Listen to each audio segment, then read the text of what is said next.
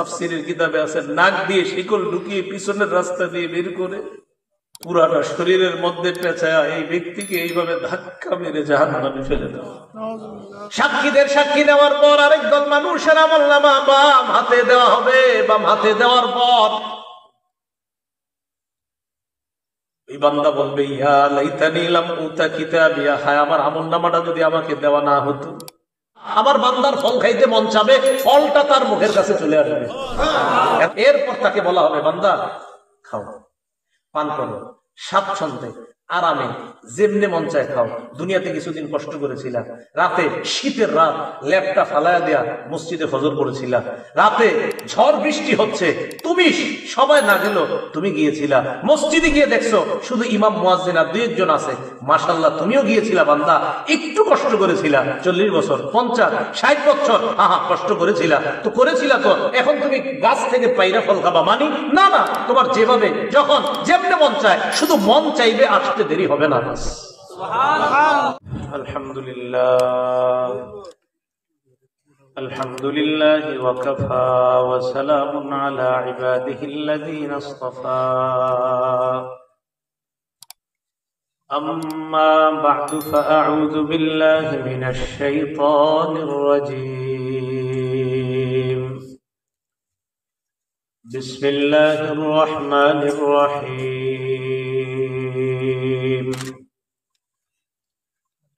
ওয়ামা উমিরু ইল্লা লিয়া'বুদুল্লাহা মুখলিসিনা লাহুদ-দ্বীন।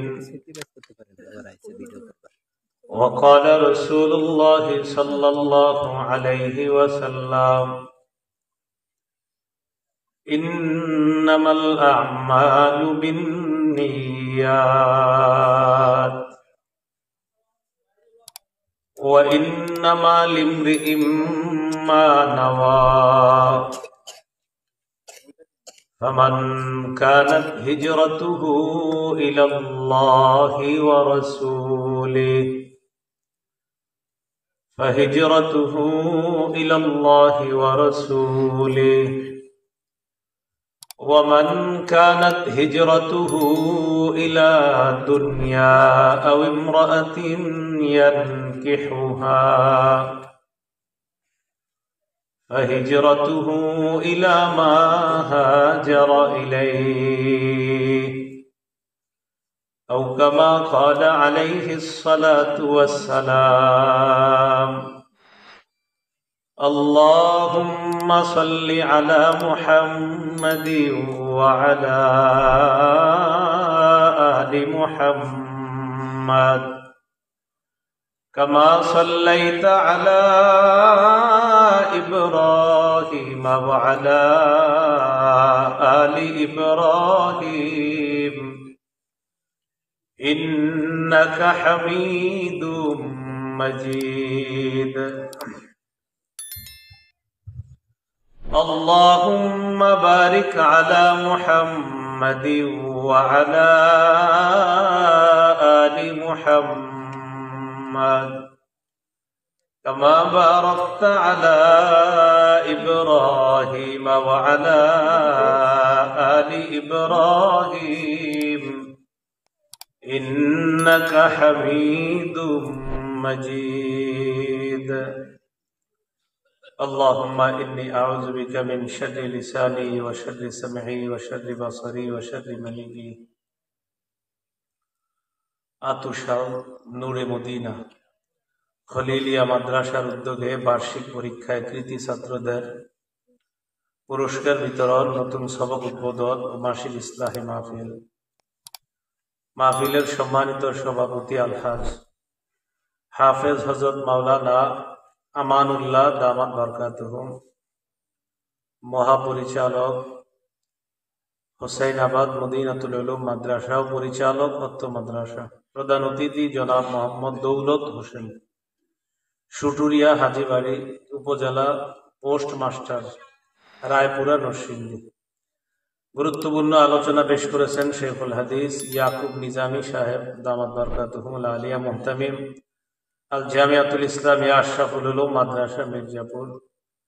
আরো আলোচনা পেশ করেছেন দেশের খ্যাতনামা প্রখ্যাত উলামায়ে কেরাম, আখিরি দোয়া পরিচালনা করবেন পীরে কামেল হযরত মাওলানা শেখ ওহিদুজ্জামান দামাত বরকাতুহুম পীর সাহেব পলাশী। আজকে মাহফিলের প্রধান মেহমান জনাব Mohammad Shamsul Alam, senior manager, technical, new Asia group, Dhaka. বিশেষ মেহমান জনাব ইফরানুল হক ভুইয়া, জামান চেয়ারম্যান, পাটুল ইউনিয়ন পরিষদ। উপস্থিত হযরত উলামায়ে কেরাম, মুসলমান ভাইরা, ঘর বাড়িতে অবস্থানরতা শ্রদ্ধা মা বোনেরা, আল্লাহ রব্বুল আলামিনের দরবারে শুকরিয়া আদায় করছি। আল্লাহ আমাদেরকে এই মাহফিলে উপস্থিত হওয়ার তৌফিক দান করেছেন বলি আলহামদুলিল্লাহ।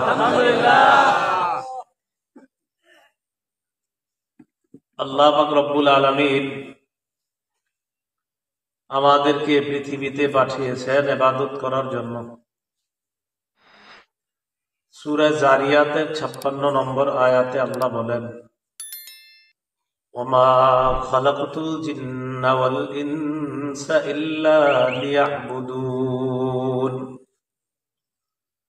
মানুষ এবং জিনকে পাঠিয়েছি ইবাদত করার জন্য। ইবাদত ইখলাসের সাথে করা, ইবাদত করার আগে নিয়ত শুদ্ধ করা।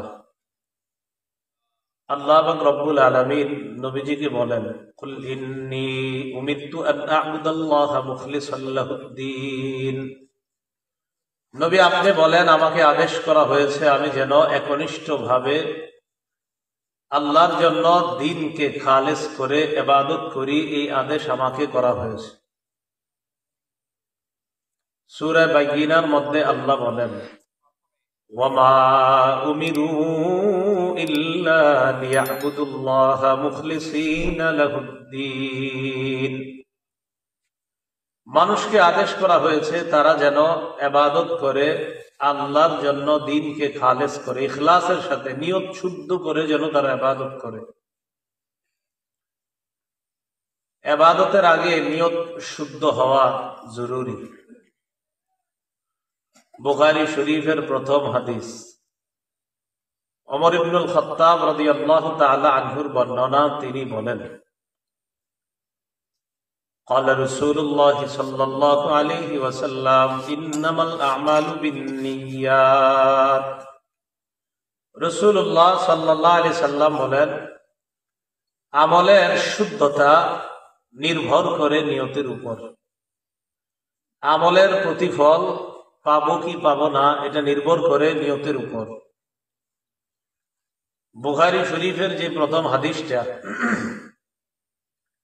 এই হাদিসের ব্যাপারে মুসলিম শরীফের ব্যাখ্যা গ্রন্থ আছে, শরহে মুসলিম। এটার যিনি ব্যাখ্যাতা ইমাম নববী রাহমাতুল্লাহি আলাইহি বলেন, আজমা আল মুসলিমুনা আলা ইযামি মাওকি'i হাযাল হাদিস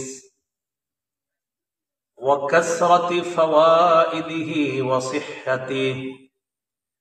তিনি বলেন, সমস্ত মুসলমান একমত, মুসলমানদের মধ্যে বিজ্ঞ উলামায়ে কেরাম যারা, তারা এই মত পোষণ করেছেন। ইমাম বুখারী রাহমাতুল্লাহি আলাইহি সর্বপ্রথম যে হাদিসটা বর্ণনা করেছেন, নবীজি যে কথাটা বলেছেন যে আমলের প্রতিদান নির্ভর করে নিয়তের উপর, নবীজির এই কথাটা মর্যাদার দিক দিয়ে, ব্যাপক উপকারিতার দিক দিয়ে এবং বেশি শুদ্ধতার দিক দিয়ে রসুলের শ্রেষ্ঠ একটা হাদিস এটা। কত ব্যাপক একটা হাদিস যে আমলের প্রতিদান নির্ভর করে নিয়তের উপর। এই হাদিসের ব্যাপারে হাফেজ ইরাকি রাহমাতুল্লাহি আলাইহি বলেন, কায়দাতুম মিন কাওয়াইদিল ইসলাম।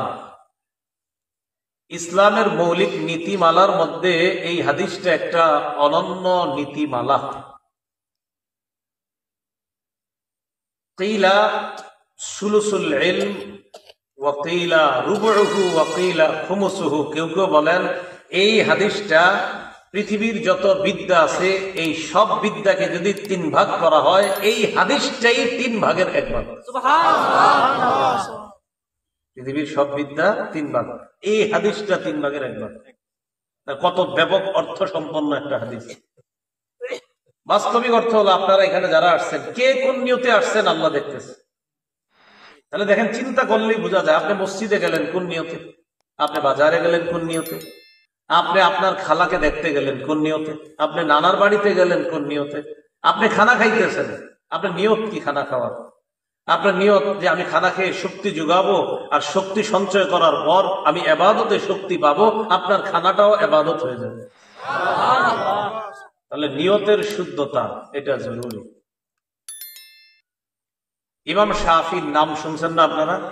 শাফি মাযহাব, ইমাম আহমদ হাম্বলি মাযহাবের ইমাম যিনি, তাদের দুজনের বক্তব্য, ইন্নাহু সুলুসুল ইসলাম, ইসলামকে, ইসলামের বিধিবিধান গুলা যদি 3 ভাগ করা হয়, শুধু এই হাদিসটাই 3 ভাগের 1 ভাগ হয়ে যাবে। তাহলে আমার সাথে সবাই বলেন তো, আমলের প্রতিদান নির্ভর করে কিসের উপর? নিয়তের উপর নির্ভর করে। রাসূলুল্লাহ সাল্লাল্লাহু আলাইহি সাল্লাম অতীত জামানার একটা ঘটনা শুনিয়েছেন, বুখারী শরীফে আসছে। এক ব্যক্তি নিয়ত করেছে, লা আতাসাদ্দাকান্না বিসাদাকা, আমি সদকা করব, নিয়ত করেছে। ফাখারাজা বিসাদাকাতিহি ফাওয়াদাআহা আলা ইয়াদি সারিক, রাতের বেলা সদকা নিয়ে বের হয়েছে। তো সদকা নিয়ে বের হওয়ার পর কেউ যেন না দেখে, এক ব্যক্তিকে রাস্তায় দেখা তার হাতে সদকাটা দিয়ে দিয়েছে। যারে দিয়েছে এটা তার জানাও নাই, সে একজন চোর। যারে দিয়েছে সে একজন চোর। চোর তো চুরির নিয়তে ঘুরতেছে, আর ওই ব্যক্তি মনে করছে লোকটা মনে হয় অসহায়, রাতে ঘুরতেছে, সদকা দিয়ে তাড়াতাড়ি চলে আসছে, কেউ যেন না জানে। فأصبحوا يتحدثون قد تصدق الليلة على يد سارق, জনগণ বলা বলি করতে লাগলো, গতকাল রাতে নাকি ওই ব্যক্তি অমুক এলাকায় দান করতে গিয়েছে। আহারে, ওই এলাকায় যে দান করলো, সাধারণত রাত্রে অমুক চোরা ঘোরাঘুরি করে। খবর নিয়ে জানতে পারলো রাতের বেলা যাকে সদকা করেছে ওই ব্যক্তি ছিল একজন চোর, চোরের হাতে সদকা দিছে। তো লোকটাই কথা শুই না আবার নিয়ত করলো, লা আতাসাদ্দাকান্না বিসাদাকা, আমি আজকে আবার সদকা করব। ফাখারাজা বিসাদাকাতিহি ফাওয়াদাআহা আলা ইয়াদি জানিয়া, দ্বিতীয় দিন সদকা নিয়ে বের হয়। বের হওয়ার পর দেখে একজন নারী রাস্তার মধ্যে বসা। তিনি ভাবলেন এই নারীটা মনে হয় অসহায়। অসহায় ভেবে নারীর হাতে সদকা দিলেন। ফাসবাহু ইয়াতাহাদ্দাসুনা ক্বাদ তুসাদ্দিকাল লাইলা, সকালবেলা জনগণ বলা বলি করতে লাগলো, রাতের বেলা যাকে সদকা করেছে সে ছিল একজন ব্যভিচারিণী নারী।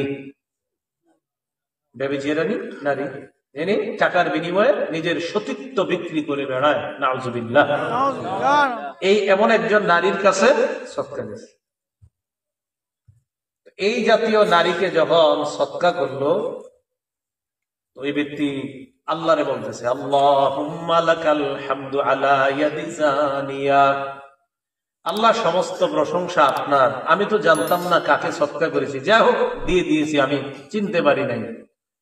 লা আতাসাদ্দাকান্না বিসাদাকা, মাবুদ আমি নিয়ত করলাম আজকে রাতে আমি আবার সদকা করব। ফাখারাজা বিসাদাকাতিহি ফাওয়াদাআহা আলা ইয়াদি গানিয়্যিন, রাতের বেলা সদকা নিয়ে বের হয়। বের হওয়ার পর রাতে দেখে একজন ব্যক্তি হাঁটতেছে, ওই লোকটা ধনী, কিন্তু তার জানা নাই সে যে ধনী। প্রথম দিন বের হয়ে এক ব্যক্তিকে দেখলো, ওই ব্যক্তি যে চোর, তার জানা নাই, চোরের হাতে সদকা করে। দ্বিতীয় দিন একজন নারীকে দেখলো, নারী যে টাকার বিনিময়ে নিজের সতীত্ব বিক্রি করে বেড়ায়, তার জানা নাই, তাকেও সদকা করলো।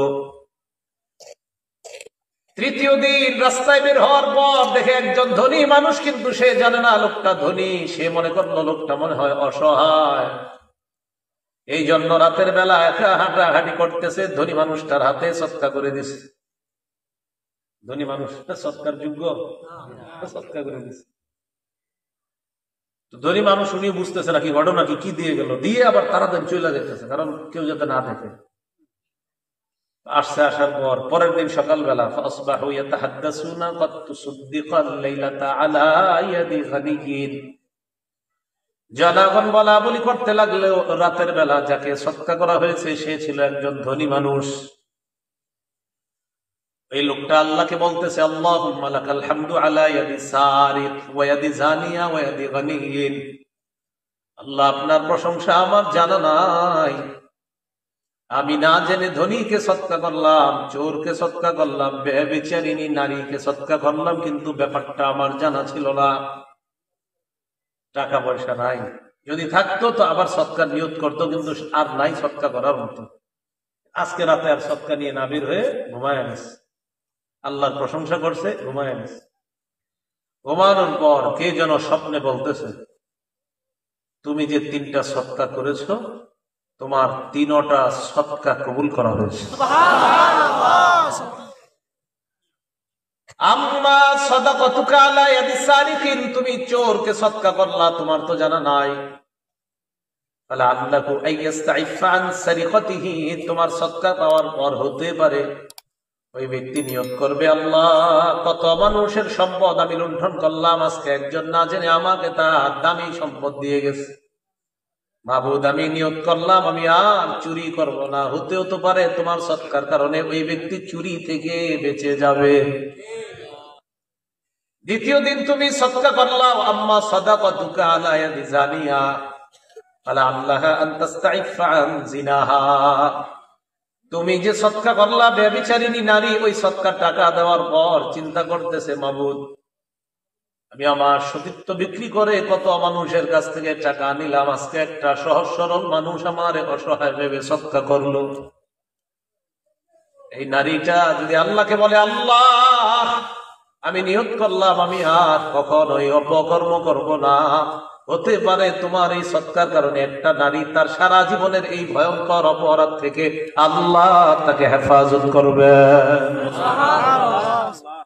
আম্মা সাদাকাতুকা আলা ইয়াদি গানিয়িন, চোরকে তুমি সৎকা করলা, ব্যভিচারিণী সৎকা করলা, তৃতীয় দিন তুমি ধনী মানুষকে সৎকা করলা। ফালা আল্লাহু আইয়াতাবিরা, ধনী মানুষটা উপদেশ গ্রহণ করবে, বিগত দিন যাকাত দেয় নাই, সৎকা করে নাই, তোমার সৎকা পাওয়ার পর নিয়ত করে ফেলবে মাবুদ অতীতে আমি সৎকা দেওয়ার যোগ্য হওয়ার পরেও আমি কাউকে সৎকা দিতাম না, আমি জাকাত দাতা হওয়ার পরেও কাউকে জাকাত দিতাম না, আজকে একটা অসহায় মানুষ সৎকা খাওয়ার যোগ্য না, আমি কিন্তু না জেনে আমাকে সৎকার টাকা দিয়ে যায়, মাবুদ আমি নিয়ত করলাম অতীতের বকেয়া জাকাত সহ ভবিষ্যতে আর কখনো জাকাত মিস করব না। তোমার 3টা সৎকা নিয়ত ছিল তোমার খালেস, কারে সৎকা করছো তুমি জানো না, তো যেহেতু তোমার নিয়ত পরিশুদ্ধ ছিল তোমার 3টা সৎকা আল্লাহ কবুল করে দিয়েছে। এই জন্য রাসূলুল্লাহ সাল্লাল্লাহু আলাইহি সাল্লাম বললেন ইন্নামাল আ'মালু বিন্নিয়াত, আমলের প্রতিদান নির্ভর করে নিয়তের উপর। বলেন আমলের প্রতিদান নির্ভর করে নিয়তের উপর। নিয়ত পরিশুদ্ধ হলে ওই আমলের প্রতিদান আল্লাহর কাছে এমন ভাবে পাওয়া যায় যা কল্পনাও করা যায় না। বুখারী শরীফের বর্ণনা, 3 ব্যক্তি হঠাৎ বিপদে পড়ছে, বিপদে পড়ার পর প্রচন্ড ঝড়, এই ঝড়ে একটা পাথর পাহাড় থেকে আইসা পড়ছে, তো ঝড়ের কবল থেকে বাঁচার জন্য তারা একটা গুহায় আশ্রয় নিছে 3 জন। ফানহাদারাত সাখরাতুম মিনাল জাবাল, পাহাড় থেকে একটা পাথর পড়ে গড়িয়ে গড়িয়ে তাদের গুহার মুখের মধ্যে, পুরা গুহার মুখে পুরাটা পাথর, তো বেরোবো কেমন?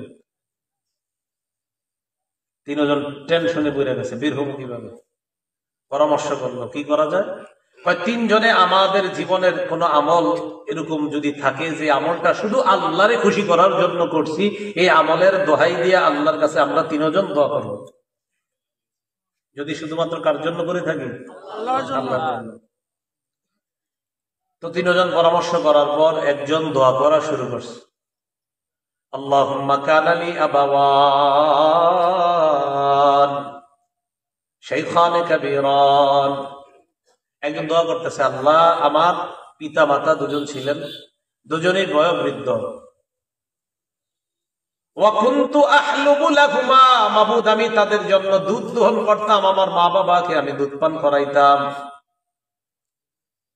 আমি দুধ দহন করার পর বাসায় আসার পর কুনতু লা উগবিকু আহাদান ক্বাবলাহুমা, কুনতু লা উগবিকু ক্বাবলাহুমা আহলান ওয়ালা মালা। আমি বাসায় আসার পর আমার পিতা মাতাকে দুধ পান করানোর আগে অন্য কাউকে আমি দুধ পান করাইতাম না, আমি যখন বাসায় আসতাম।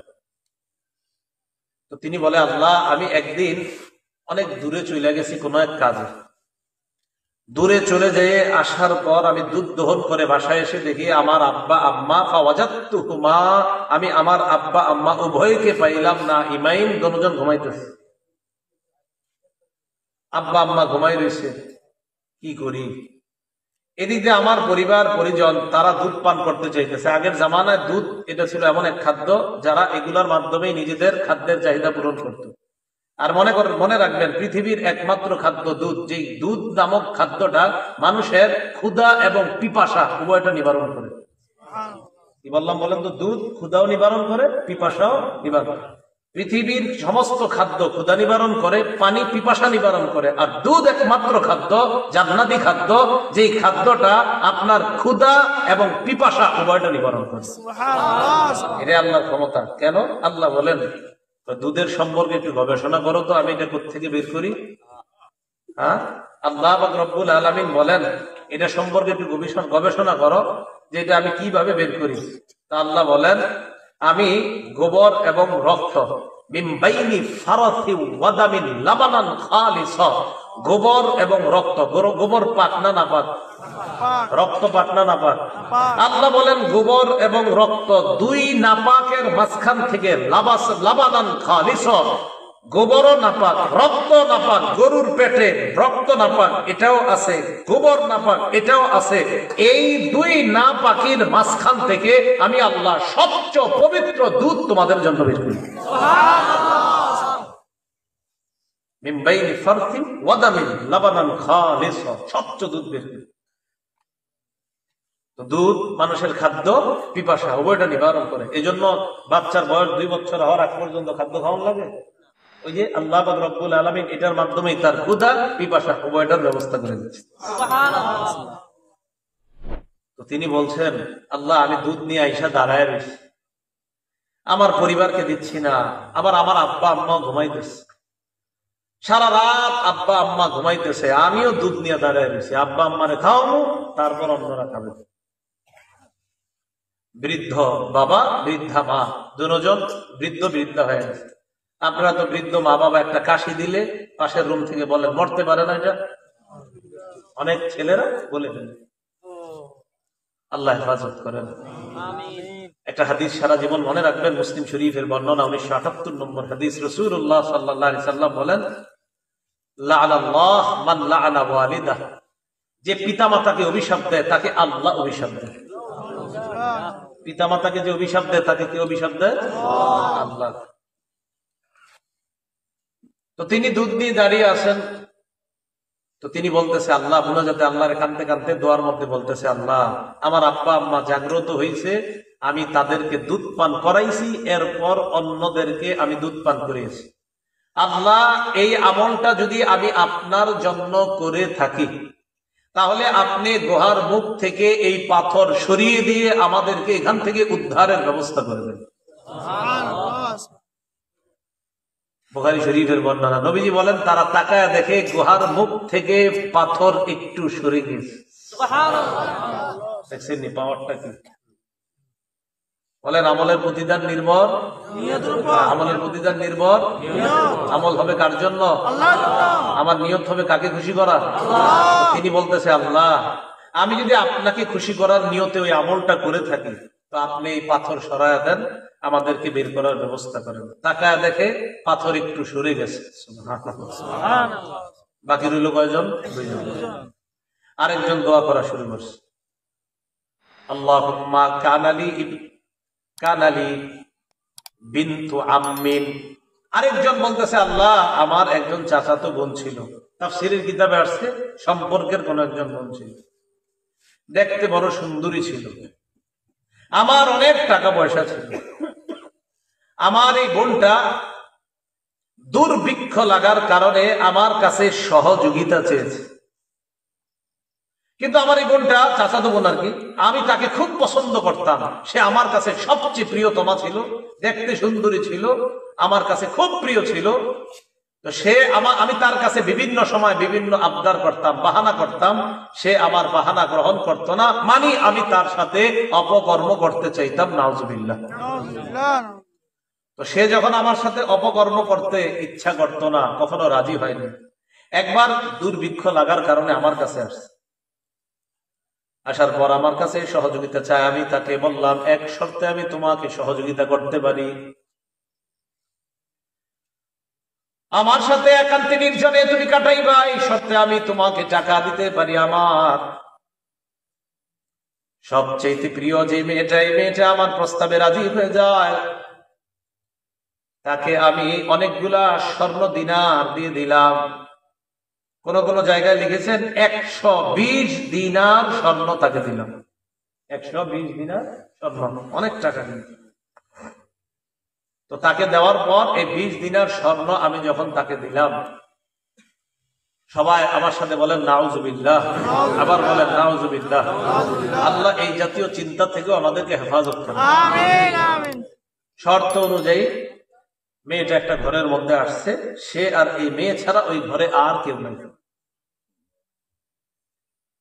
সে তার সাথে অপকর্ম করবে। এই টাইমে মেয়েটা তাকে বলতেছে, দেখো আল্লাহ এখনো আমাকে পবিত্র রাখছে। মেয়েটা বলতেছে, আল্লাহ আমাকে এখনো পবিত্র রাখছে, এ পর্যন্ত আমি এখনো অপবিত্র হয়নি অন্যায় ভাবে। তুমি আল্লাহকে ভয় করো, তুমি আল্লাহকে ভয় করো। আমার এটা বলার সাথে সাথে আমি সরে গেছি। আমি যদি ওই সময় এই কর্মটা তোমারে খুশি করার জন্য ছেড়ে থাকি, তুমি পাথর সরায় দাও। রাসূলুল্লাহ সাল্লাল্লাহু আলাইহি সাল্লাম বলেন, তারা তিনজন তাকায় দেখে পাথর আরেকটু সরে গেছে। বুঝা গেল এই আমলও সে কারে খুশি করার জন্য করেছিল। এই জন্য বলছিলাম, আমলের প্রতিদান নিয়তের উপর, আর কিছু কিছু আমলের প্রতিদান দুনিয়াতেই দেখে ফেলবেন। বাকি রইল একজন। ওই ব্যক্তি বলতেছে, আল্লাহুম্মা কানা লি উজারা, মাবুদ আমি আমার বাড়িতে কর্ম করার জন্য একদল শ্রমিক নিয়োগ দিলাম। আপনারা যেমন বিভিন্ন ক্ষেত খামারে শ্রমিক নিয়োগ দেন, মজুরি নিয়োগ দেন না, শ্রমিক কাজ করার জন্য টাকার বিনিময়ে আমি শ্রমিক নিয়োগ দিলাম। দেওয়ার পর সবাইকে আমি তাদের পারিশ্রমিক দিয়ে দিলাম। এক ব্যক্তি পারিশ্রমিক না নিয়ে চলে যায়। যাকে পারিশ্রমিক দেই নাই তার পারিশ্রমিকটা আমি আমার কাছে রেখে দিলাম। দেওয়ার পর আমি এই টাকাটা ব্যবসার মধ্যে খাটাইলাম। খাটানোর পর অঢেল সম্পত্তি বানাইলাম। একজনের পারিশ্রমিক ব্যবসায় খাটায়া প্রচুর সম্পত্তি বানাইছে। কিছুদিন পর ওই লোক আইছে, ওই যে পারিশ্রমিক নেয় নাই। আসার পর কয়, ভাই আমি সেদিন পারিশ্রমিকটা নিতে আমার মনে ছিল না, পারিশ্রমিক দেন। আমি তাকে মাঠে নিয়ে গেলাম। নেওয়ার পর বললাম, মাঠের দিকে তাকাও, যত পশুগুলা দেখো ঘাস খাইতেছে, দুধওয়ালা দুধ ছাড়া যা আছে, মানে এগুলো তাকাও না, তাকাই সব তোমার। মশকরা করেন, ঠাট্টা করেন, ঠাট্টা করতেছেন না? ঠাট্টা না। তুমি যে পারিশ্রমিক নেও নাই, এই নিয়তে আমি এটা ব্যবসায় খাটাইছি, নিয়ত করছি কোনদিন তুমি আসলে সব দিয়ে দিব। আমার নিয়ত ছিল, আল্লাহ আমার নিয়ত যদি তোমারে খুশি করার জন্য হয়, পাথর সরায় দেয়।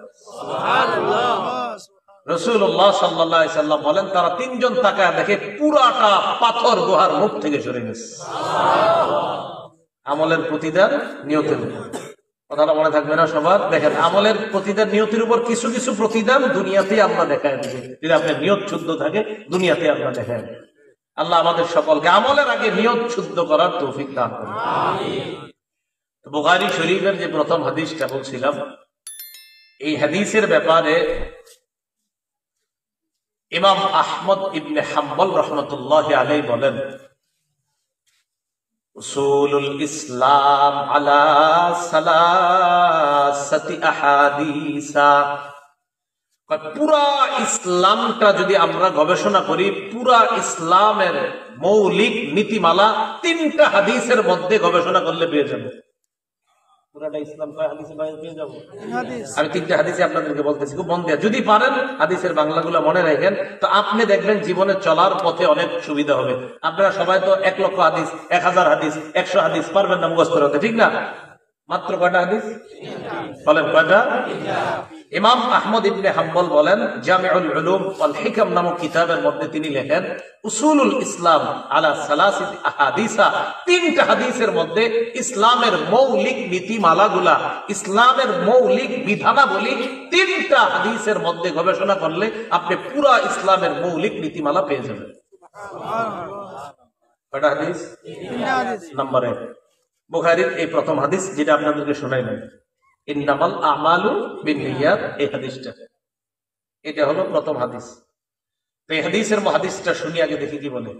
ইন্নামাল আমালু বিন্নিয়াত, আমলের প্রতিদান নির্ভর করে নিয়তের উপর। ওয়া ইন্নামা লিমরিইম মা নাওয়া, ইমরুন শব্দের অর্থ হলো ইনসান, মানুষ। প্রত্যেকটা মানুষ তার নিয়ত অনুযায়ী প্রতিদান পাবে। ফামান কানাত হিজরাতুহু ইলা দুনিয়া আও ইমরাআতিন ইয়ানকিহুহা ইলা দুনিয়া ফামান কানাত হিজরাতুহু ইলা দুনিয়া ইউসিবুহা, কোন মানুষের হিজরত যদি হয় দুনিয়া কামানোর জন্য, ওইটা রাসূলের যুগে হিজরত হয়েছিল, সেদিকে ইঙ্গিত করে এই হাদিসটা। কারো হিজরত যদি হয় দুনিয়ার উদ্দেশ্যে, যেই দুনিয়া সে কামাই করবে, অথবা কোন নারীর উদ্দেশ্যে যদি কেউ হিজরত করে, এখান থেকে আরেক জায়গায় যায়, নবীর যুগে যে হিজরত করেছিলেন, তার হিজরত ওই উদ্দেশ্যে হবে যে উদ্দেশ্যে হিজরত করছে। এর দ্বারা উদ্দেশ্য, কেউ যদি নারীর জন্য বের হয়ে থাকে তার প্রাপ্য হবে ওই নারীর জন্যই। কেউ যদি বের হয়ে থাকে দুনিয়া কামাই করার জন্য, তো তার আমলনামায় লেখা হবে এই ব্যক্তি দুনিয়া কামাই করতে বের হয়েছে। অন্য হাদিসে নবী বলেন ওমান কানাত হিজরাতুহু ইলাল্লাহি ওয়া রাসূলি, কেউ যদি আল্লাহ আর আল্লাহ রাসূলের জন্য ঘর ছেড়ে হিজরত করে, তার হিজরতের আমলনামাটাও আল্লাহ আল্লাহ রাসূলের জন্যই লেখা হবে। সুবহানাল্লাহ। কয়টা হইল হাদিস? 3টার মধ্যে কয়টা হইল? 1টা। তাহলে প্রথম হাদিসটার অনুবাদটা শুধু সংক্ষেপে মনে রাখবো, আমলের প্রতিদান নির্ভর করে নিয়তের উপর। 2 নম্বর, বুখারী শরীফের 2697 নম্বর হাদিস। এই হাদিসের বর্ণনাকারী আম্মা জান আয়েশা সিদ্দিকা রাদিয়াল্লাহু তাআলা আনহা, তিনি বলেন ক্বালা রাসূলুল্লাহ সাল্লাল্লাহু আলাইহি ওয়াসাল্লাম মান আহদাসা ফি আমরিনা হাদা মা লাইসা ফিহি, কোন বর্ণনায় মা লাইসা মিনহু ফাহুয়া রাদ্দুন।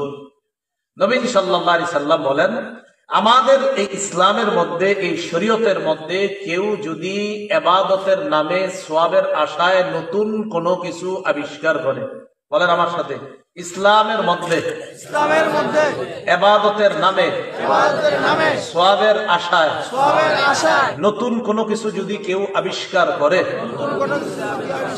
ফাহুয়া রাদ্দুন, সেটা প্রত্যাখ্যান করা হবে। এটা কি করা হবে? তাহলে 1 নাম্বার হাদিস জানলাম আমলের প্রতিদান নির্ভর করে নিয়তের উপর। দ্বিতীয়টা জানলাম ইসলামের মধ্যে ইবাদতের নামে নতুন কোনো কিছু প্রবেশ করানোর কোনো সুযোগ নাই। তাহলে দেখেন এবার মিলাই, প্রথম হাদিসে জানলাম আমলের প্রতিদান নির্ভর করে নিয়তের উপর, দ্বিতীয়টা জানলাম ইসলামে নতুন কিছু ঢুকানো যাবে না। তাহলে ইসলামের মধ্যে কোন আমল করব বিশুদ্ধ নিয়ত অনুযায়ী। এই যে দেখেন 2 হাদিস, ইসলামের মধ্যে আছি, ইসলামে নতুন কিছু ঢুকাবো না, ইসলামে নবী যা রেখে গিয়েছেন সেটাই করব বিশুদ্ধ নিয়ত অনুযায়ী।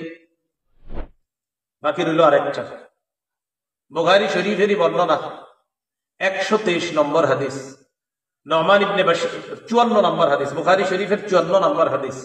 নুমান ইবনে বাশীর রাদিয়াল্লাহু তাআলা আনহু বর্ণনা, তিনি বলেন ক্বালা রাসূলুল্লাহ সাল্লাল্লাহু আলাইহি ওয়াসাল্লাম আল হালালু বাইয়িনুন ওয়াল হারামু বাইয়িন।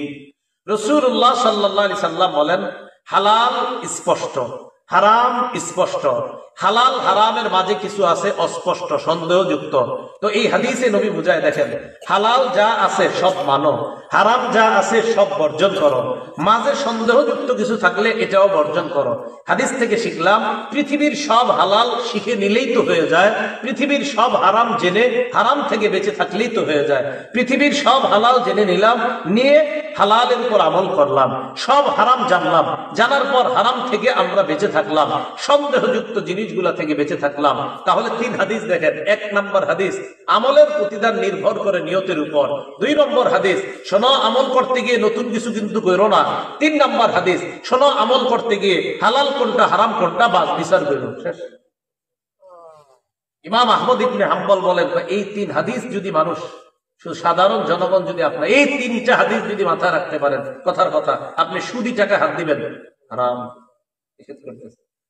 কথার কথা আপনি জুয়ার খেলবেন, হারাম, ইসলাম নিষেধ করতেছে।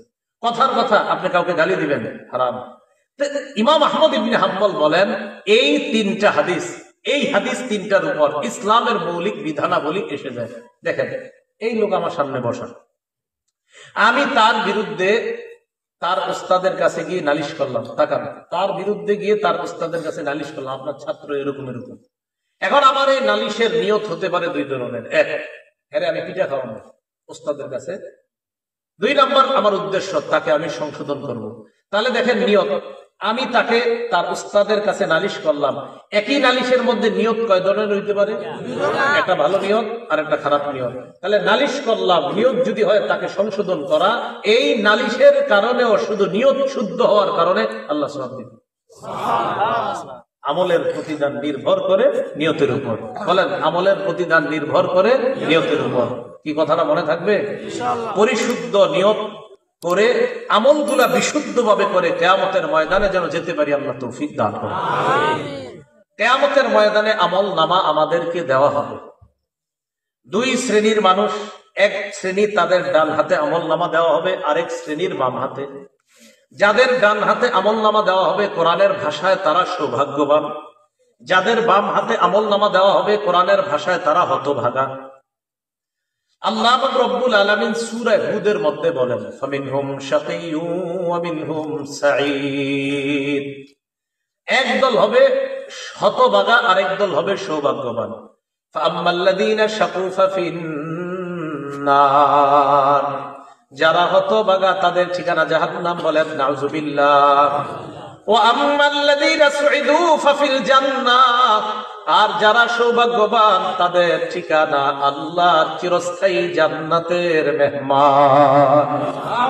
কিয়ামতের ময়দানে আমলনামা হয়তো ডান হাতে না হয় বাম হাতে। কিয়ামতের ময়দানে আমার আপনার বিরুদ্ধে 4 শ্রেণীর সাক্ষী দাঁড়িয়ে যাবে। বলেন কয় শ্রেণী? 4 শ্রেণী। সংক্ষেপে মনে রাখবেন। বলেন 1 নাম্বার জমিন। 1 নাম্বার জমিন। বলেন তো কিয়ামতের ময়দানে 4 সাক্ষীর 1 নাম্বার সাক্ষী জমিন। 2 নাম্বার ফেরেশতা, 3 নাম্বার অঙ্গ প্রত্যঙ্গ, 4 নাম্বার আল্লাহ। বলেন তো কিয়ামতের ময়দানে 4 সাক্ষীর নাম? 1 নাম্বার জমিন, 2 নাম্বার ফেরেশতা, 3 নাম্বার অঙ্গ প্রত্যঙ্গ, 4 নাম্বার প্রধান সাক্ষীকে আল্লাহ। কিয়ামতের ময়দানে আল্লাহ আমল নামা দেওয়ার জন্য ওজনের পাল্লা কায়েম করবে। আল্লাহ বলেন, وَنَضَعُ الْمَوَازِينَ الْقِسْطَ لِيَوْمِ الْقِيَامَةِ فَلَا تُظْلَمُ نَفْسٌ شَيْئًا। আল্লাহ বলেন, আমি কিয়ামতের ময়দানে ওজনের পাল্লা কায়েম করব, মানুষের আমলনামা ওজন করার জন্য, ইনসাফ কায়েম করার জন্য কারো প্রতি সামান্য অবিচার করা হবে না। 4 শ্রেণীর সাক্ষী কিয়ামতের ময়দানে দাঁড়িয়ে যাবে। 1 নাম্বার জমিন সাক্ষী দিবে। এই জন্য জমিনের মধ্যে যখন আমরা চলি, সূরা মুলকের 16 নাম্বার আয়াত সব সময় মনে রাখবো, জমিনে হাঁটার সময় মনে রাখবো। আল্লাহ বলেন, আমিনতুম মান ফিস সামাই আইয়াখসিফা বিকুমুল আরদা ফাইদা হিয়া তামুর। তোমরা কি আসমানওয়ালার থেকে নিশ্চিত হয়ে গেছো যে জমিন তোমাদেরকে, জমিনের মধ্যে আসমানওয়ালা ধ্বংস করে দিবেন না, জমিনের নিচে ধসিয়ে দিবেন না, আর জমিন তোমাদেরকে নিয়ে থর থর করে কাঁপতে থাকবে, এই ব্যাপারে তোমরা নিশ্চিত হয়ে যেও না। আল্লাহ বলেন, জমিনে যখন হাঁটো জমিনে যখন চলো তোমরা কি নিশ্চিত হয়ে গেছো যেমনে অহংকার করো ভাব সবে মনে হচ্ছে যে জমিনের নিচে আল্লাহ ধ্বংস করে দিতে পারেন না, জমিনের নিচে আল্লাহ তোমাদেরকে ধসিয়ে দিতে পারেন না, এই ব্যাপারে কি তোমরা নিশ্চিত হয়ে গেছো? বলেন আল্লাহ চাইলে যে কোনো মুহূর্তে জমিনের একদম 1000 মাইল গর্তের নিচে আল্লাহ আমাদেরকে নিতে পারেন কিনা? আল্লাহ নিশ্চিত হয়ে গেছো? বলেন জমিনের নিচে ধসিয়ে দেওয়ার ঘটনা অনেক আগে ঘটছে না কিছুদিন আগেও ঘটছে? তুরস্কে বাড়ি সহ গেছে না? এক নাম্বার সাক্ষী হবে জমিন। সূরা জিলজালের 4 নম্বর আয়াত আল্লাহ বলেন ইয়াউমাইযিন তুহাদ্দিসু আখবারাহা, সেদিন জমিন তার বৃত্তান্ত সব বলে দিবে। এটা হাদিস শুনেন খুব মনোযোগ দিয়ে, এই হাদিসটাও জমিনের উপর যখন চলবেন আর মাথায় রাখবেন।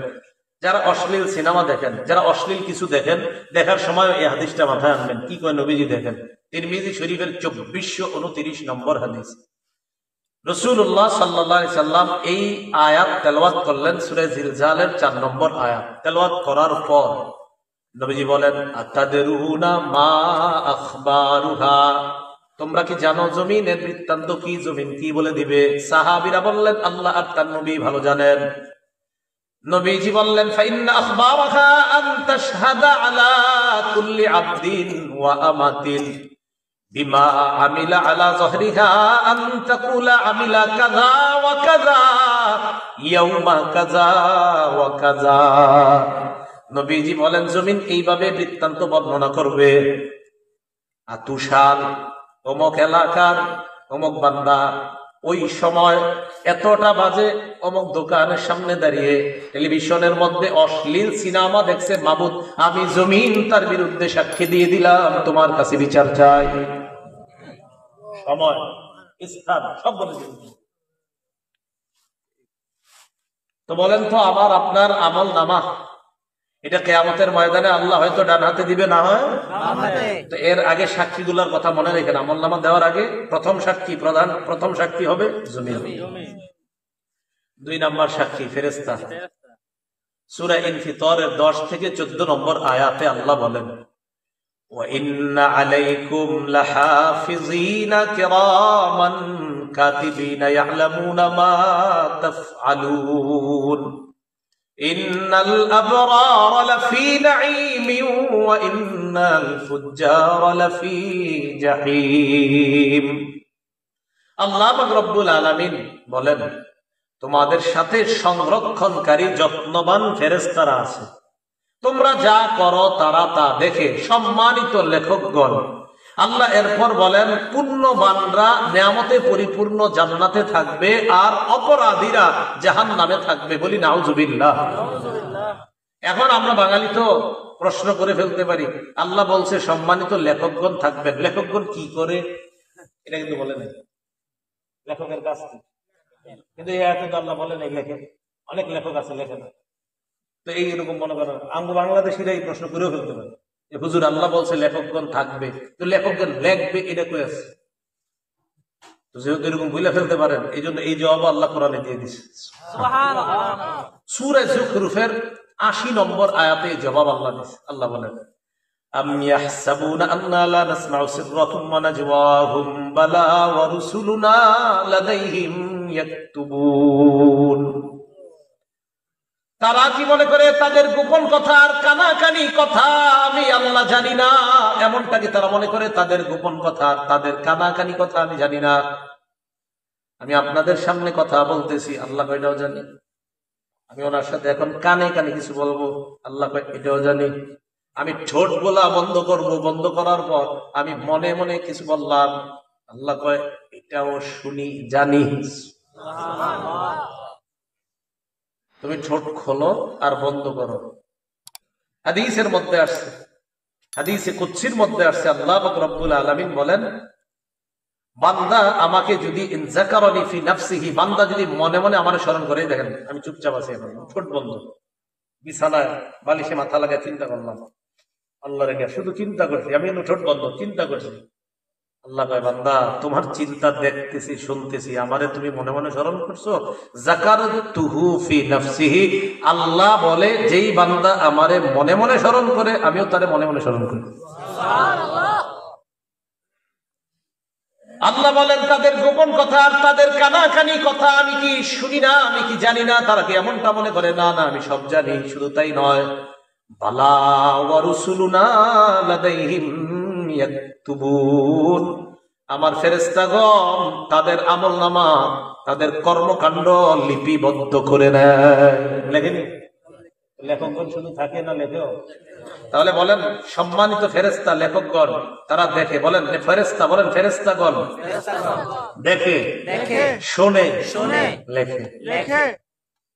এখন আসেন, লেখা তৈরি করার পর একটা খাতা, এটা একটা খাতা, এটা একটা খাতা, এই খাতার মধ্যে লেখাগুলো তৈরি হয়ে গেছে, 1 পৃষ্ঠা 2 পৃষ্ঠা, ঠিক আছে না?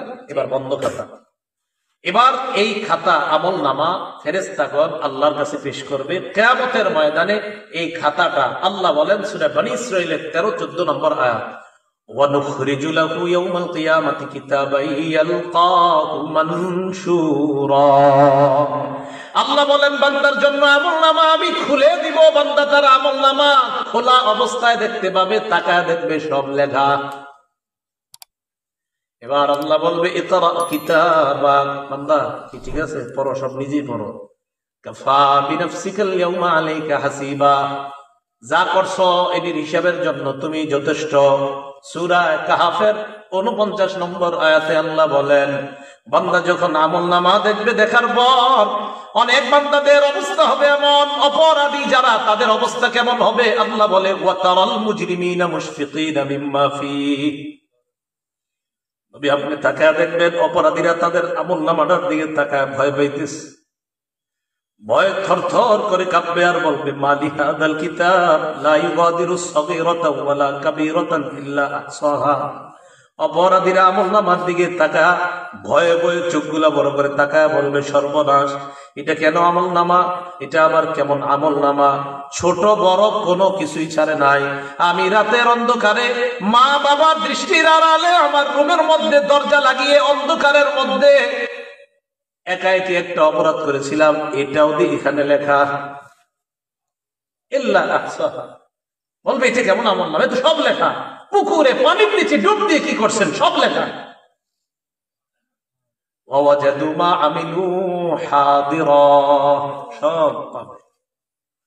সূরা নাবার 40 নম্বর আয়াতে আল্লাহ বলেন ইয়াউমা ইয়ানজুরুল মার'উ মা কদ্দামাত ইয়াদাহু, মানুষ যা আমল করছে সব দেখতে পাবে। ওয়া ইয়াকুলুল কাফিরু ইয়া লাইতানি কুনতু তুরাবা, কাফের বলবে হায় যদি আমি মাটি হয়ে যেতাম। কাফের কি বলবে? আমি যদি কি দেখা আমলনামা, বলেন কি দেখা? আসেন আগের কথা, আমলের প্রতিদান নির্ভর করে কিসের উপর? ঠিক করে আল্লাহ বুঝার তৌফিক দান করেন। এখন আমলনামা অপরাধী দেখে এইভাবে কাঁপতে কাঁপতে থাকবে থরথর করে। যাক, শেষ হলো এই পর্ব, দ্বিতীয় সাক্ষীর পর্ব। প্রথম সাক্ষী দ্বিতীয় সাক্ষী ফেরেশতা। তো আজকে থেকে আমরা জমিনে চলার সময় মনে রাখবো যে জমিন আমার সাক্ষী হচ্ছে, আমি কি করছি, কোন সময়, কোন মুহূর্তে, কোন চাইস্টলের সামনে দাঁড়িয়ে অশ্লীল কিছু দেখছি, কি করছি, সব জমিন সাক্ষী দিবে। 2, শুধু জমিন না, ফেরেশতারা সম্মানিত লেখকগণ এইখানে আছে, আমার সব কর্মকাণ্ড দেখতেছে, শুনতেছে, লিখতেছে।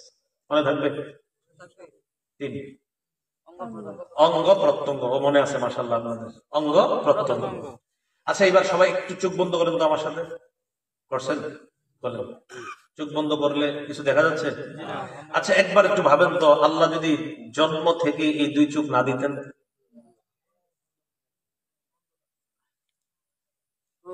সূরা ইয়াসিনের 66-67 নম্বর আয়াতে আল্লাহ বলেন ওয়ালাউ নাশাউ লাতামাসনা আলা আ'য়ুনিহিম ফাসতাবাকুস সিরাতা ফাআন্না ইউসিরুন। আল্লাহ বলেন আমি যদি চাইতাম তাদেরকে আমি আল্লাহ তাদের আলো লোপ করে দিতে পারতাম, চোখের আলো লোপ করে দিতে পারতাম। চোখের আলো সরিয়ে দিয়ে আমি আল্লাহ যদি তাদের চোখগুলার চেহারার সাথে মিশিয়ে দিতাম, চলতে চাইলেও তারা চলতে পারতো না। একটু চিন্তা করে দেখো, তোমার এমন করলে কেমন হতো? এরপরে আয়াতে বলে ওয়ালাউ নাশাউ লামাসাখনাহুম আলা মাকানাতিহিম, আমি যদি তাদের অঙ্গগুলা বিকৃত করে দিতাম, আমি যদি তাদের চেহারা বিকৃত করে দিতাম, হাত পা অঙ্গহানি করে দিতাম, হাত যদি না থাকতো সুদের টাকা ধরতো না, পা যদি না থাকতো পা দিয়ে খারাপ কাজ করতে যাইতো না, আল্লাহ বলেন আমি এগুলা দিলাম, তো তুমি কি করতেছো এগুলো? আমি যদি না দিতাম কি করতাম? ফামাস্তাতাউ মুদিয়া, সামনেও যেতে পারতা না, ওয়ালা ইয়ারজিউন, পিছেও আসতে পারতা না, কি করতা তুমি? এখন আল্লাহ বলেন এতগুলো আমি জিনিসগুলা দিলাম আর তুমি খারাপ কাজ করলা। সূরা ইয়াসিনের 65 নম্বর আয়াতে কি বলে দেখেন, আল্লাহ তাকে কিয়ামতের মাঠে জিজ্ঞাসা করবে, ভাই এটা করছো এটা করছো? কয় না আল্লাহ করিনি। বলবে করো নাই না। আল ইয়াউমা নাখতিমু আলা আফওয়াহিহিম, মুখে মোহর মেরে দিন।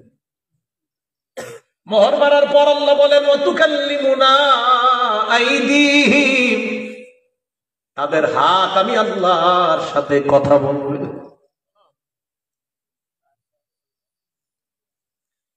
একটু চিন্তা করে দেখেন, হাত যদি আল্লাহকে বলে আল্লাহ এই হাত দিয়ে ঘুষের টাকা সুদের টাকা ধরছে,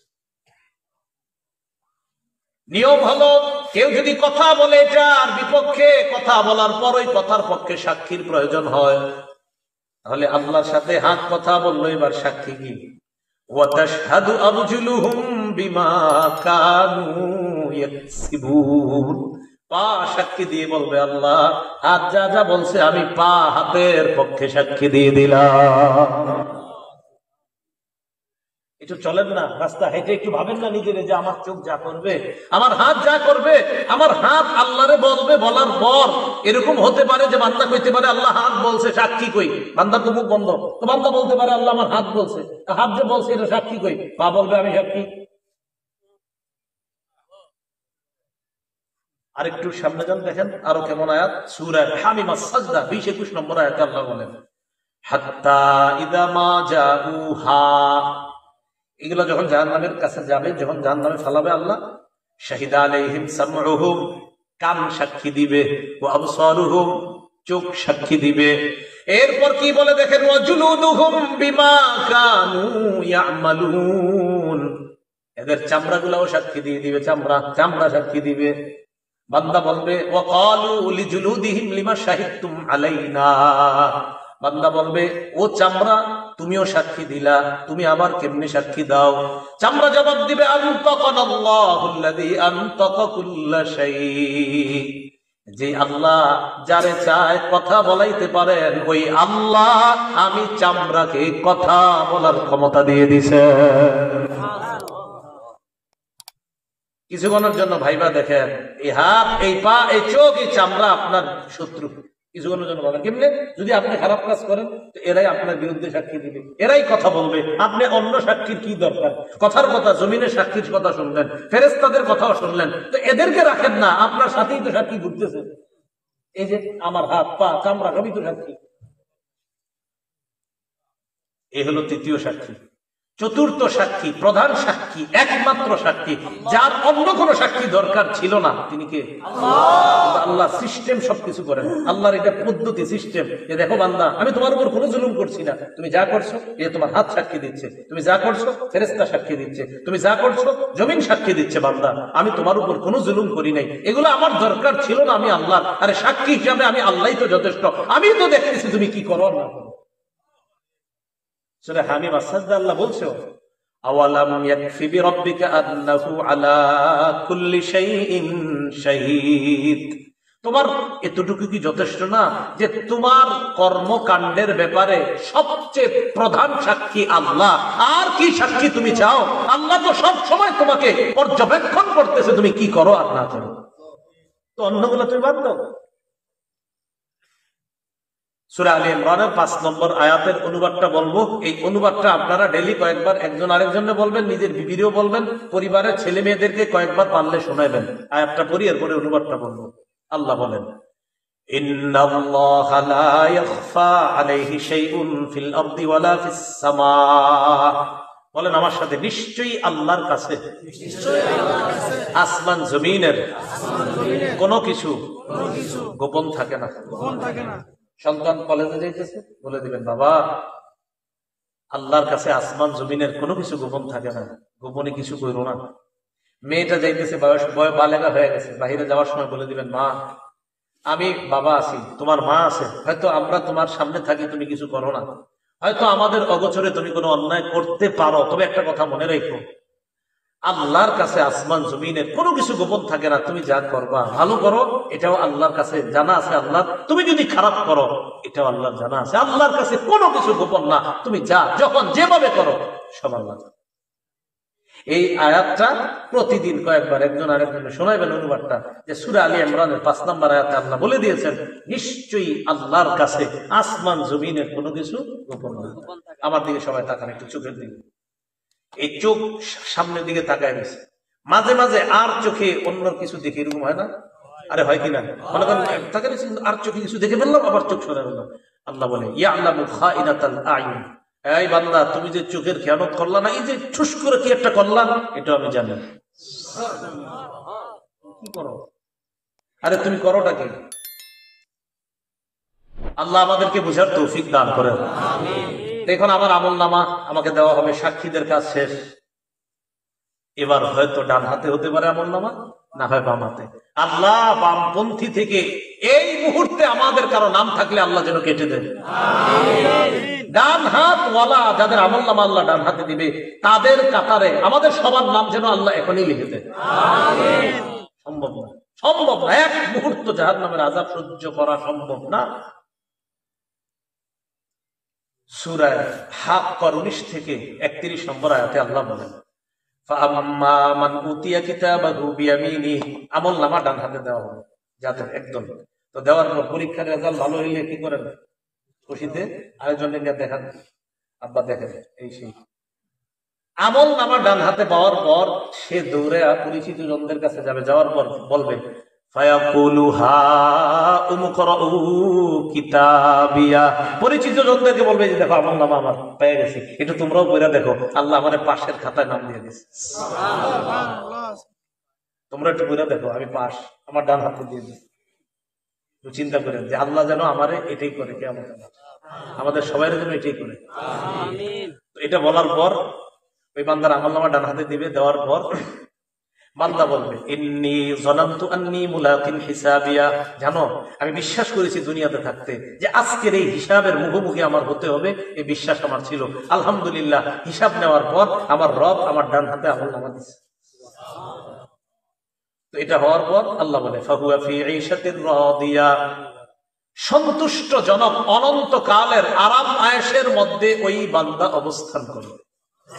ফি জান্নাতিন আলিয়া, উচ্চ জান্নাতের মধ্যে। কেমন জান্নাত? কুতুফুহা দানিয়া, এত সুন্দর বাগানের মধ্যে থাকবে যেই বাগানের ফল ওই জান্নাতি পারবে আর খাবে। আরে না না, পারাও তো একটা কষ্টের ব্যাপার। আমি কি জান্নাতে তারে কষ্ট করার জন্য দিছি না? আমার বান্দার ফল খাইতে মন চাবে, ফলটা তার মুখের কাছে চলে আসবে। এখন দেখেন কি কয় পরে, কুলু ওয়াশরাবু হানিআম বিমা আসলাফতুম ফিল আইয়ামিল খালিয়া।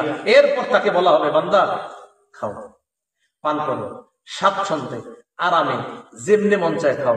দুনিয়াতে কিছুদিন কষ্ট করেছিলাম, রাতে শীতের রাত ল্যাপটা ফালায়া দেয়া মসজিদে ফজর করেছিলাম, রাতে ঝড় বৃষ্টি হচ্ছে, তুমি সবাই না গেল তুমি গিয়েছিলা মসজিদে, গিয়ে দেখছো শুধু ইমাম মুয়াজ্জিন আর 2-1 আছে, মাশাআল্লাহ তুমিও গিয়েছিলা বান্দা, একটু কষ্ট করেছিলা, 40 বছর 50 60 বছর কষ্ট করেছিলা, তো করেছিলা তো এখন তুমি গাছ থেকে পাইরা ফল খাবা মানি?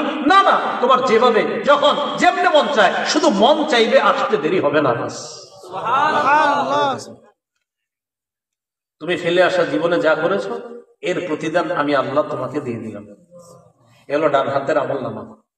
ও আম্মা মান উতিয়া কিতাবাহু বিশিমালিহি, সাক্ষীদের সাক্ষী দেওয়ার পর আরেকদল মানুষের আমল নামা বাম হাতে দেওয়া হবে। বাম হাতে দেওয়ার পর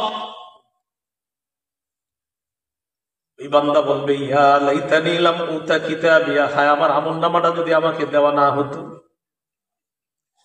পরীক্ষায় ফেল করার পর অনেকে চিন্তা করে, হায় যদি আমার এই পরীক্ষার রেজাল্টটা নাই জানতাম, আর এই পরীক্ষাটা যদি কোনো মতে বাদ হয়ে যেত, এটা পরীক্ষা দিতে ভালো হয় না, তো চিন্তা করে এটা যদি কোনো মতে বাদ হয়ে যেত, ঘোষণা করতো যে এই পরীক্ষা আবার দিতে হবে, কিয়ামতের ময়দানে বান্দা আমলনামা দেখবে, বাম হাতে দেখার পর বলবে ইয়া লাইতানি লাম উতা কিতাবিয়া, আমার আমলনামা যদি আমাকে দেওয়া না হতো, ওয়ালাম আদরি মা হিসাবিয়া, আমার হিসাবটা যদি আমি জানতে না পারতাম, ইয়া লাইতাহা কানাতিল কাদিয়া, হায় মরণ যদি আমার শেষ ফয়সালা হতো, মানে মরার পর যদি আমি মাটি হয়ে যেতাম আর যদি এখানে আসতে না হতো তাহলে তো সব হয়ে যেত বা বেঁচে যেতাম। তখন কি বলবে জানেন? মা আগনা আন্নি মালিয়া, আমার কত টাকা পয়সা ছিল কোনো কাজে আসলো না। হালাকা আন্নি সুলতানিয়া, আমার কথায় মানুষ উঠতো বসতো, এটাও কাজে আসলো না, চলে গেল। আল্লাহ বলবেন খুজু, ফেরেশতাদেরকে বলবেন ধরো, এটাকে ধরো, ফাগুল্লু, এটারে বেরি পড়ো, সুম্মাল জাহিমা সাল্লু সুম্মা ফি সিলসিলাতিন যারউহা ৭০ যিরাআন ফাসলুকু, শিকল দিয়ে বাঁধো, যে শিকলের গজ হবে ৭০ গজ। তাফসীরের কিতাবে আছে নাক দিয়ে শিকল ঢুকিয়ে পিছনের রাস্তা দিয়ে বের করে পুরাটা শরীরের মধ্যে পেঁচায়া এই ব্যক্তিকে এইভাবে ধাক্কা মেরে জাহান্নামে ফেলে দাও। বলছিলাম আমার আপনার আমল নামা, এটা হয়তো ডান হাতে দেওয়া হবে, না হয় বাম হাতে। তাই আমল আমরা দুনিয়াতে যারা করছি মুসলমান, আমাদের আমল গুলা যেন শুদ্ধ হয়, আর আমলের নিয়তটাও যেন শুদ্ধ হয়। ১ টাকা দান করি, সেটাও শুদ্ধ নিয়তে দান করব। ১ লক্ষ টাকা, সেটাও পরিশুদ্ধ নিয়তে দান করব। ১ কোটি টাকা, এটাও শুদ্ধ নিয়তে দান করব, কাউকে দেখানোর জন্য না। সহিহ বুখারীর বর্ণনায় আসছে ২১১৮ নম্বর হাদিস, আম্মা জান আয়েশা সিদ্দিকা রাদিয়াল্লাহু তাআলা আনহার বর্ণনা। তিনি বলেন ইয়াগজু জাইশুনিল কাবা, নবীজি সাল্লাল্লাহু আলাইহি সাল্লাম বলেছেন এক জামানায় একদল মানুষ কাবা ধ্বংস করার উদ্দেশ্যে রওনা করবে। নাউযুবিল্লাহ। ইউখসাফু বিআউয়ালিহিম ওয়া আখিরিহিম, তাদের পূর্বাপর সামনের পিছনের সব মানুষগুলারে ধ্বংস করে দেওয়া হবে, গজবাইশা ধ্বংস করে দিবে। আম্মা জান আয়েশা বলেন আমি বললাম ইয়া রাসূলুল্লাহ, ফিহিম আসওয়াকুহুম ওয়া লাইসা মিনহুম, এদের মাঝে এমনও মানুষ আছে যারা তাদের বাজারের পণ্য সামগ্রী ইত্যাদি নিয়ে যাচ্ছে, আবার যারা তাদের অন্তর্ভুক্ত না। মনে করেন ১০০ জন রওনা করছে, এর মধ্যে ৫০ জন কাবা ধ্বংসের নিয়ত, আর ৫০ জন ভালো মানুষও তো থাকতে পারে হুজুর। নবীজি বললেন আয়েশা, সবাইরই ধ্বংস করবে আল্লাহ, সবাইরই, ভালোগুলাও ধ্বংস হবে। তারপর এখানে নিয়ত কাদের ছিল ভালো, কারা কাবা ধ্বংসের নিয়তে গিয়েছে আর কারা ভালো নিয়ত ছিল এখানে, এটা তো আল্লাহ জানেন। ওই নিয়ত অনুযায়ী কিয়ামতের মাঠে তাদেরকে ফলাফল দিয়ে জান্নাত দেওয়া। কথা মনে থাকবে তো? তাহলে নিয়তের উপর আমলের প্রতিদান নির্ভর করে।